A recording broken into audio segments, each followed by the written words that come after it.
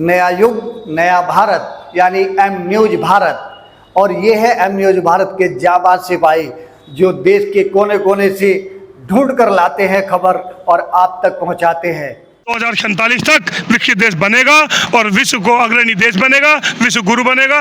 ऐसी हमारी मंगल कामना। पूर्व मंडल अध्यक्ष अरुण कुमार त्यागी, मैं इनसे भी जानना चाहूंगा कि आज का कार्यक्रम क्या रहा।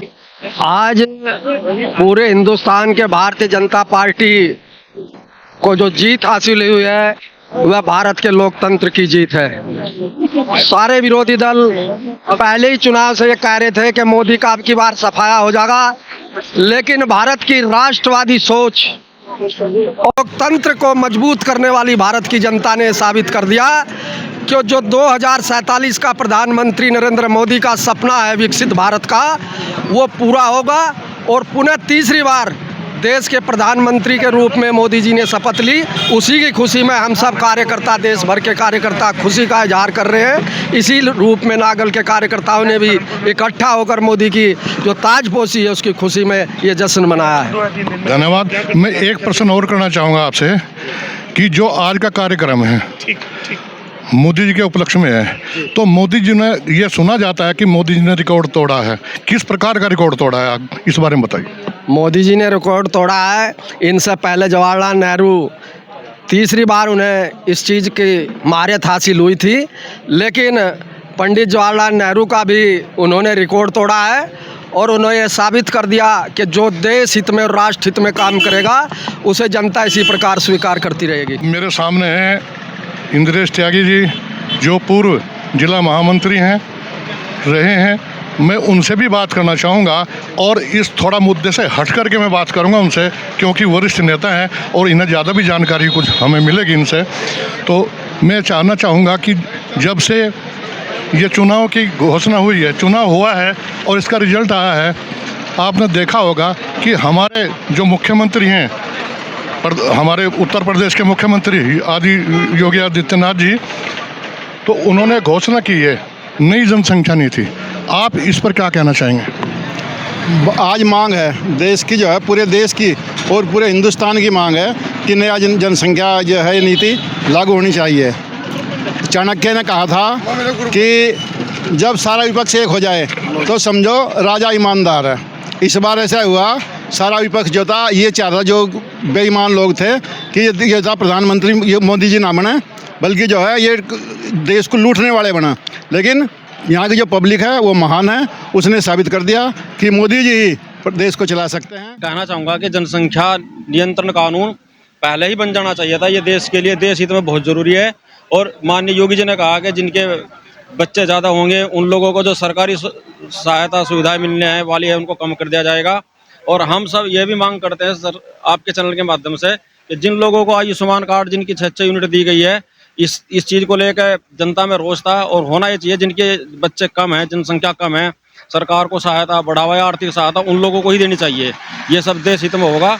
और यदि देर आए दुरुस्त आए, जनसंख्या नियंत्रण कानून लागू किया जाने की घोषणा की है तो ये बहुत अच्छी बात है। हम ये स्वागत और सराहनीय कदम है। हमारी सरकार बन गई तीसरी बार जी, हम तो इतनी खुशी है जी, जिक्कर किसी को बिन औलाद वाले को औलाद मिल गई हो, हम तो इतनी खुशी है जी। और बस आगे प्रदेश में भी ऐसा ही रहेगा, योगी जी का सिर पर हाथ रहेगा, अजीब नाथों के हाथ में प्रदेश रहेगा तो ऑटोमेटिक वो है सक्षम रहेंगे हर प्रकार से, देश में भी विदेश में भी।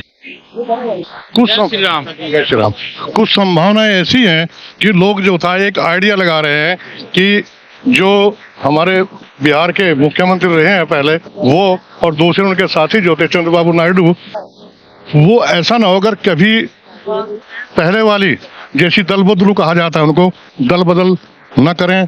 अगर दल बदल करते क्या सरकार गिरेगी या रहेगी?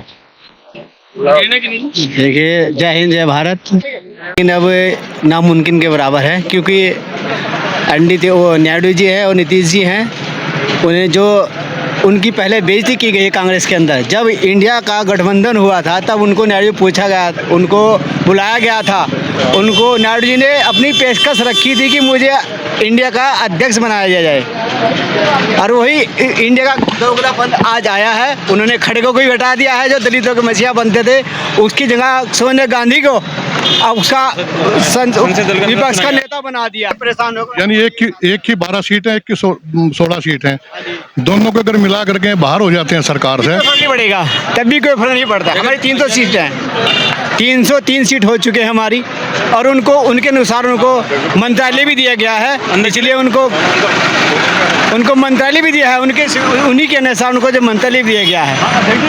धन्यवाद। ढोल धमाके के साथ आप जश्न मना रहे हैं, तो आज इस पर क्या प्रतिक्रिया देना चाहेंगे आप लोग? प्रतिक्रिया मेरी तो ये है कि हमें खुशी कम गम ज्यादा है अपना कैंडिडेट हारने के बाद।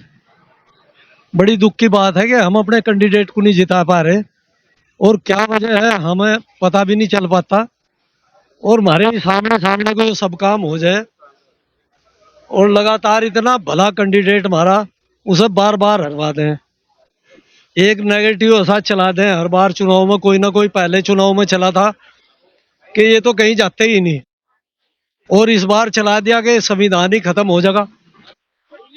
मतलब हर चुनाव में एक नेगेटिव अलग आ जाए।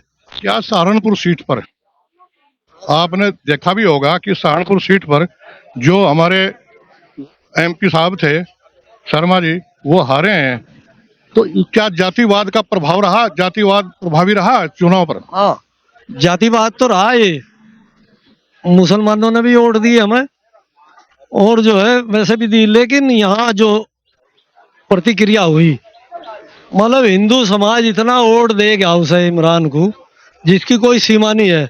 हर बिरादरी, कोई बिरादरी नहीं बची। एक नेगेटिव और ऐसी समाज में चल गया कि ये ईसाई बनने को तैयार हो गए, और ईसाई मशीनरी जो है पैसा भी दे रही वहाँ। चूंकि हमारे यहाँ कभी कांग्रेस को वोट नहीं दी थी, पहली बार कांग्रेस को वोट दी ऐसी समाज ने। धन्यवाद। तो बड़ा दुख का विषय है। धन्यवाद अध्यक्ष जी, बहुत ही अच्छी बात जो थी बताई आपने। और आप देख रहे थे M न्यूज़ भारत, महेंद्र पाल त्यागी के साथ।